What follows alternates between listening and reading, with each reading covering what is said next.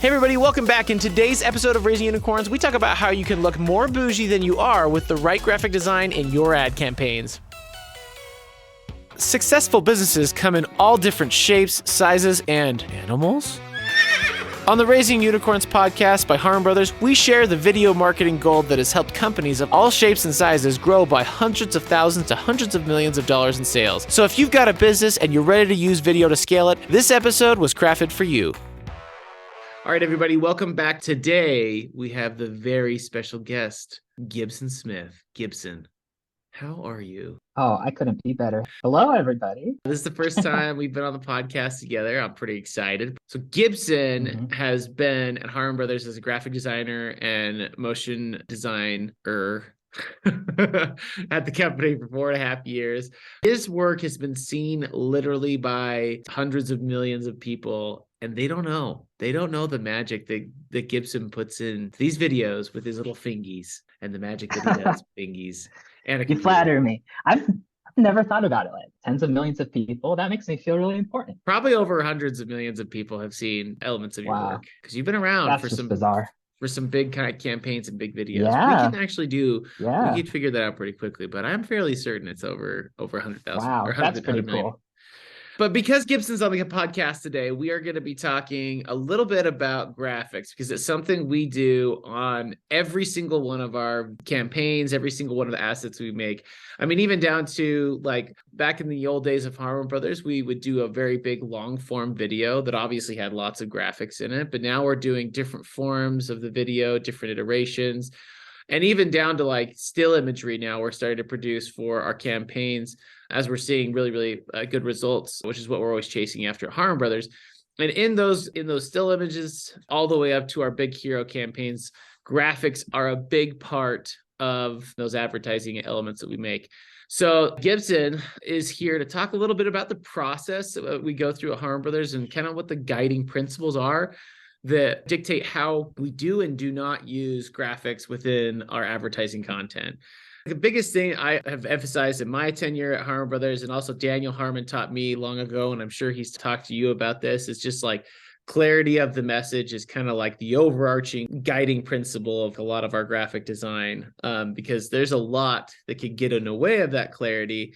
And so how do you approach your personal graphic design around clarity specifically when you're going in and approaching what elements you're going to design? Yeah, it's interesting because I got into design for me because I like making art. I sort of fell into it. I started actually at the company as an editor, started getting more into design, took some classes.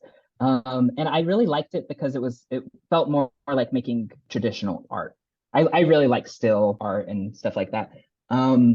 But I was doing it for me, and I realized it took me a few years, and I'm still growing, obviously. I'm very new still in my career, but I was making graphics that I thought looked good, and I thought that was my job. And it took me a while to realize that's not even close to what my job was. My job is to make graphics that will make people think certain things. So really it's psychology, right? It's not about making something that looks good for me or making the most beautiful thing. It's about getting the message across in the right way. And what I love about our company, especially over the years, is that we've had different types of projects. So I've been able to work on stuff that's really graphics heavy, really sales oriented. It's click to buy, it's, order now, and lots of text on screen. And then I've had the chance to work on more branded stuff that's a little slicker, little more minimalistic with fewer but higher quality graphics. And that's also really fun. So there's such a wide range within advertising itself of how graphics can be applied and what you can do with them. Well, one thing I see, like for sure in your work and what we strive for here at Harmon Brothers, across that gamut is just if we feel like there's something, sometimes it's lacking in the video, and maybe you feel this sometimes as a designer, like, oh, this isn't hitting home the way it needs to with the dialogue or whatever we actually filmed to like talk about a certain value prop or a certain message at that particular time. I, as a creative director, definitely lean on your design ability to hammer that home and be like, okay, Gibson, this feels weak here, talking about like this value prop, it doesn't stand out as much. And here's what I think the text should say. What can you do on a design side to bring that element, that call out a little bit more to the forefront of that scene and maybe give a little bit more punch? Because Yeah, like you said, at the end of the day, if we haven't made them think the way we want them to think or like understand the things we're trying to communicate to them in terms of the value prop in advertising, especially if it's direct response clients, like we have ultimately missed the mark for them. It might look amazing, it Exactly. might be really, really cool looking, but if we didn't get them to think the way we wanted them to think or to understand the education we wanted to out of the ad, we've ultimately missed the mark. Is there any particular ad, Gibson, that you've done you're really particularly proud about, like how the graphics enhanced the messaging or the video in general? Like it feels like it really took it up another level. Because like we always strive to make it look really good before we ever do Yeah. music or sound design or graphics. Was there one that you were like, oh dang, that took it to the next level, and I'm really proud of that? To speak to your first point, is a lot graphics can do to elevate the quality or the curb appeal, I guess, of an ad, For sure. like to make it look more professional. And I've seen, not just for me, but other people as well, just take something that isn't as good as it could be, take a shot or whatever element it is. Adding graphics can make it look 10 times more expensive, and it's cool. I Yeah, so pro think tip, if you the have a director who sucks and didn't get good that's what I'm footage, saying. then I just say they're get a they're great graphic designer and he will make up for your incompetent no. director or DP. Well, you know how in film we say there's the saying like fix it in post, and how you Yeah. should really never say that. It's taboo to say on set. I feel the same way about graphics in general, even though there are situations where it really can fix things at the end that you haven't Yeah. planned for. But the graphics that I've worked on that always look the best are the ones that we've planned for before we shoot. Because we write it into the script, we know what we're getting, and then the shot is framed for the graphics to show up on screen really nicely. So when you plan it ahead, it always looks 10 times better, even though when you are adding it at the end, it still can elevate things if you're in a pinch. So to answer your question, Shane, I think one of my favorite videos I've done graphics on is SheerText, because SheerText, and this isn't necessarily an example of something that was bad that needed to be elevated or anything like that. It's a great ad, and the graphics in it are actually really minimal, but I felt like it really hit the mark on elevating the brand with the very few graphics that we included. They were really slick, and most of them were white, and that's kind of the trend right now. And I mean, if you watch the Super Bowl, most of the graphics you'll see are minimalistic in a sans serif font and white at the end. And we leaned more into that more modern direction. And it was really fun because a lot of times, like with our videos, we do a lot of graphics, but just focusing on really like 5 really good graphics for a video and making those few graphics as good as they possibly could be, Mm-hmm. I think made for an overall better video than Yeah. just throwing 20 graphics in that are fine, doing fewer but way more elevated. Yeah, so that leads me kind of to another like design element of the conversation, and then we can kind of get back to ads element in just a bit. But like, walk me through your personal process of how you take someone, for instance, SheerText. They're an established company that's been around for a while, or even like someone else who has like a very, very defined brand. How do you take their brand guide or like their brand look and translate that into something that's unique enough for the campaign and it reinforces the concept within the campaign, but then still stays true to the brand? So when I'm starting on a project, usually what I have to start with is the script or a rough edit of the shoot, and then the brand guide and design elements from the company. And it's my job to make both things that were created by different artists, right? The commercial was directed by one of our directors with their style and their theme.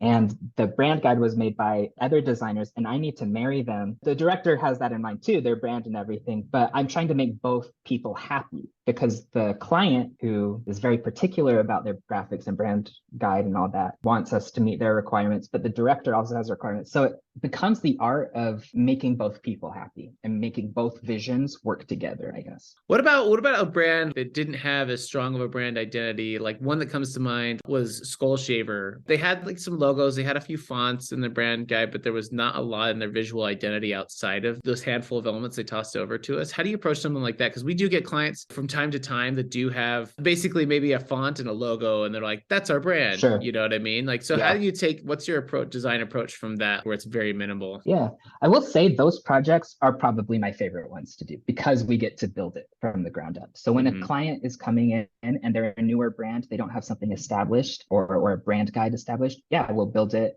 based on what they already have. So for this one, for Skull Shaver, they had a flat logo, and that was it. So no style on it, just black and white. just the words. And when we built up this cool style, this metallic looking masculine style from scratch that perfectly complemented the video, but also went really well with what they already had. So that was a really fun example of something that we got to do. Yeah, and kind of a fun story from that one, because Gibson and Ryan, the creative director, had really built something that they had never had the time or energy to do in their company to build their own brand. But Gibson had taken a lot of cues, because like they have a lot of metallic designs within the product itself, and like it's a very masculine product. It's very much, not trying to be the polar opposite of like the Venus razors. It's like, this is a masculine, manly product. You know what I mean? It's not cute. It's not cute. Yeah. It's definitely it's a very like man's product, So when they saw the video, they like loved it. Like Neil, the owner of it, was over the moon with it. I think the exact quote was, "This is exactly what I wanted."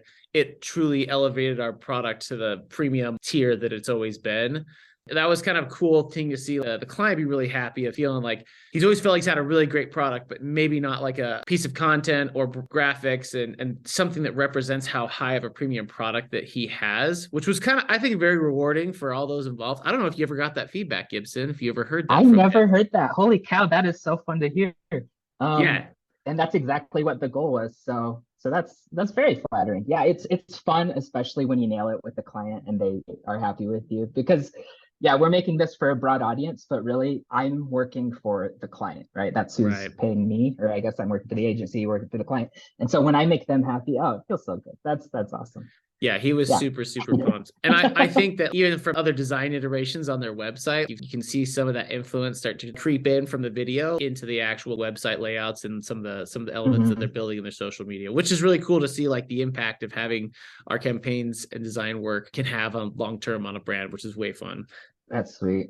So Gibson, like when we're making these campaigns for companies, it's really not just like a one video. I think a lot of people think of Harmon Brothers as like, oh, you guys do one big video, that's it. But like what we're trying to do is build an entire campaign that influences everything. We want it to influence the look and the feel of the brand. We want to influence the landing page, for instance, or we want to influence even like some of their social media posts that they put out, like, and have designs, something that elevates the brand and they're proud of to integrate into their brand.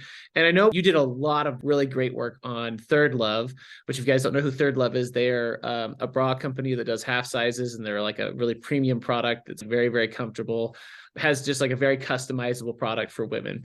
And Gibson did him and Mandy Harmon did a fantastic job on the video, and Gibson did a great job on the graphics. And there was quite a bit of screen takeover for explaining how the custom setup worked for when you go on their website and do like the custom setup for your bra. Do you want to talk about that and how that influenced further design on down the road? So Third Love came to us and they had this awesome video and campaign they wanted to build, but not many website elements in place yet. And we had the opportunity to, in the video, there's a part where the character is explaining how you go online to shop for the bras and select your size and do all that. And so we had the opportunity to build a look from scratch and design a website, even though I'm not a web designer and I don't know anything about coding, but to build a look.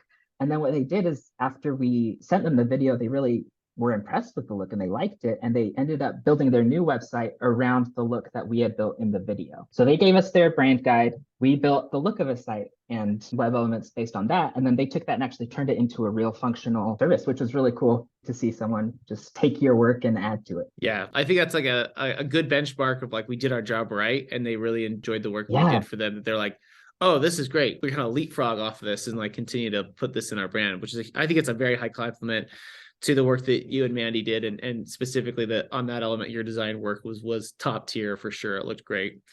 Okay, Gibson, when have you seen graphics in ads distract, and how can they be distracting, and why do you think they are at times? Depending on the goal of the ad, the graphics will fit in differently. So some ads, especially direct sales, will be more graphics heavy. And even though on the surface, it might not seem as slick, it actually is really efficient. I think the problem is when people apply the graphics incorrectly. So there's no rule that says you can have like too many graphics or it needs to be this way. There's certain design principles that you follow, but it really comes to the tone of the ad and the experience that you want the viewer to have watching it. And if there are graphics popping on screen that distract from the story or the emotional moment that you're in, then that's a failure, right? It's not adding to the campaign. But if there's a graphic that complements very well what's going on, helps you remember it better, a lot of times will, complement what the character says on screen with some words. If it's done properly, then it adds. Yeah, like ultimately it comes down to having a deft hand of knowing when to apply the graphic and when it's too much or when it's getting in the way. Sure. Because often what I see, at least in the shortcomings of ads that I've seen that like the graphics did not enhance it, is it gets in the way of the message potentially, or gets in the way of a joke, or gets in the way of the actual spectacle, is maybe better at explaining what they're trying to, like if it's a product demonstration. Sometimes I see graphics that get literally like cover the product demonstration. Yes. I'm like, what are you doing? Visual demonstration is like one of your best like selling features as a video advertiser. If you do any additive elements to it, like it should be very, very carefully applied to something that's like, this has to be something that is not already conveyed or communicated through the visuals. That's the only thing you should be added on top. Like sometimes I see like big old stacks of lettering that covered the demonstration or, layered on top of it. That one's a really big heinous, I would say, is like gets in the way and distracts, and it's pretty egregious to me. Sometimes in the script, it sounds like a good idea to put a graphic somewhere because you feel like the audience is going to need that little extra feeding them the information. But often it comes down to trusting what you've made, the footage, trust the footage, know that what you've made works and that it does share the story and that they'll trust your audience to understand it. Yeah. Yeah, and I'd say like for me, when I'm going through as a creative director and I'm looking at all the graphics that we've designed, because usually I'll go through, there's some that's called out in the script ahead of time. Then usually when you get like a very rough pass, I go through on like frame.io and do like a list of graphics and places. And I would say probably 20% of those I end up cutting just because like it's either too distracting or it's not serving the purpose or it's upstaging the element on screen. So sometimes you got to gut check yourself. Yeah. Always go back and question, is this necessary? Is this really additive? The other thing I was going to say, I see that is really, I don't know if you've seen this, Gibson, if there's too many graphics, nothing is really like called out. Like, because you might have like graphics that really do need a big call out, but if it's all the same style and it's like graphics that are just going throughout the whole thing, you're basically just doing animated subtitles at that point, right? Yeah, and then you get graphic blindness where you don't even process it anymore. You're seeing it over and over again. Yeah, that's getting graphic blindness is a genuine thing if you have too many. So the way I like to think about it is it's like putting salt on food, right? You don't want to just overpower it with this because then it's just like all I taste is salt or like it's just too much. And so it's like having those dashes of salt or little like sprinkling in here and there can really help punch those areas that you really want the viewer to remember or the elements that you really want them to absorb if the visuals aren't doing it for you. So I think it's just a good gut check. Go back and check and say, do you really need this? Is this too much? Because it can overwhelm and be distracting. Another thing with graphics that I think is really interesting is that it comes down to what your audience expects a lot of the time. So what people are used to seeing. For example, those infomercials from back in the day with like the big blue banner at the end with like the phone number, really tacky, but they're effective because when you walk by that, oh, that's something for me to buy. And so we use those, and those haven't changed because they work for what they're trying to do. Even though they aren't slick, they don't look good, but in our minds, we know what that means. And so it's this call and response thing where you're putting something out there and you need to understand society enough to understand what people are going to interpret this thing as. Yeah. And make that as easy for them to do as possible. Yeah, they shouldn't be questioning whether this is an ad that's trying to sell them something, right? Okay, so Gibson, if you as kind of our go-to graphic designer and motion designer for many of our ads, what would you say would be the top few things you would recommend to the key to having like really good graphics in your video, whether that's you mentioned earlier, like having some of those graphics already built out in the script or specifically calling out and like having a somewhat of a idea of how this is going to be designed, or that's framing in for graphics, or what are the things that would make your life easier as a designer and also make it so you can do your job better? I would say the first thing is planning and vision, I guess. The best projects and the best directors to work for are the ones that have a very clear vision. They know the message, they understand the style they're going for and what they want it to feel like.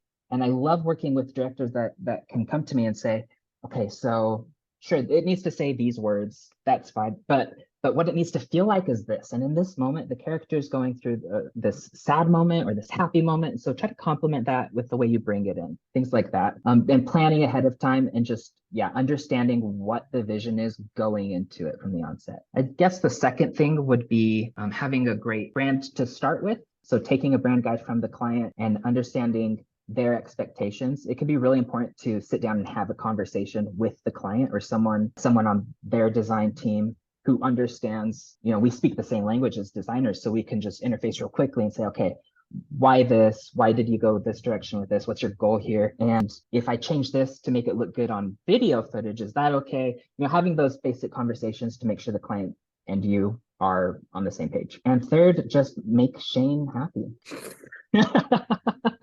If your client and or company's like direct report is named Shane. Yeah, just whatever Shane is in your life, make them happy. Yeah, so real quickly, just walk me through what's from a very high level, what's the process like to design and then actually put those graphics into a video for people who are just like very new to this, might not be as familiar with this process. So I sit down with a rough edit and I work all in Adobe. So I open up Illustrator and I will do basic black and white text, make it look formatted well over the footage. So I'll take a screenshot of whatever section I'm designing a graphic for and make a layout that complements it really well. But I don't think about color yet, and I don't think about style or 3D. I will have an idea of probably how it could animate on, but at that point, you're just looking at overall layout. And then you go in and say, okay, how can I make this feel like it sits in the image or belongs here with the footage? And that's color, shadows, Textures, stylization, all that stuff. Yeah. So that's the next step. And then after that, I will bring everything into After Effects and animate it on. Gotcha. Yeah, and that's a whole other process. We've been talking a lot more about design today than animation, but yeah, animation is a whole beast in itself too. So. Yeah, so then to simplify that process, Gibson does his voodoo magicry inside of Adobe After Effects. Take it to After Effects, do some voodoo, and then voila. Gives him an alpha channel export. So, because that's one thing that like we learned very early on is like doing an alpha channel, which means that there's a transparent channel in that image. So then we can drop it on top of the footage and it's not baked into the footage and we can move it around and it's not locked into one place. So yeah, and having them, we always make changes last minute, or sometimes we'll deliver and then the client needs to come back and make a change a year later. And so having that in the edit as separate elements that you can just move around makes it so much easier for our process. Yeah, whenever you can, because sometimes there are special circumstances where the graphics are interacting with the elements in the video. But whenever you can, if you can do an alpha, it is definitely much easier to do that versus going and change everything in After Effects. Always move it. Yeah. Yep. So cool. Well, so in summary, we talked a lot about how graphics should be additive to clarifying your message and giving a little bit more emphasis on certain areas that you want to call out to the customer who's watching your videos. To avoid some of those pitfalls you and I were talking about, where there's the graphics cover up some of the demonstration, there's too many of them, or they're just not accomplishing, like they're not calling out the thing you want to. That was a big thing we talked about. And then Gibson just gave us a great rundown of basic process of how to design graphics and put them into the videos themselves, as well as how to design elements that can elevate not just only for the video, but the overall brand that you're working for, and how we try and make it not just for a one-off video, but something to be additive to the brand. So yeah, if you have any more questions or things you want to just know from Gibson's brain and his wide library of work, you can actually send us an email at podcast@harmonbrothers.com. And we'll pass it along to Gibson, and he will gladly give some tips and insights if you have a specific question about the magic wizardry that he does on our graphics. Yeah, thanks for listening, everyone. It was fun to pretend to know what I'm talking about for a second. Thanks, Gibson. Appreciate your time, man. You're awesome. Thank you, Shane. All right, man. Until next time, thanks, everybody. Tired of playing catch up on your marketing approach? Plan your whole year of ad content with our video strategy in a day. The Harmon Brothers are known for their ad work with Lumi, Purple, and and Skull Shaver. And now we're offering a 20-minute video that helps you strategize your best profit-pushing ad research, messaging, and testing for free. Because a win for great businesses is a win for all of us. Go to harmonbrothers.com/video strategy to save future you a lot of stress with no pitch and nothing to buy.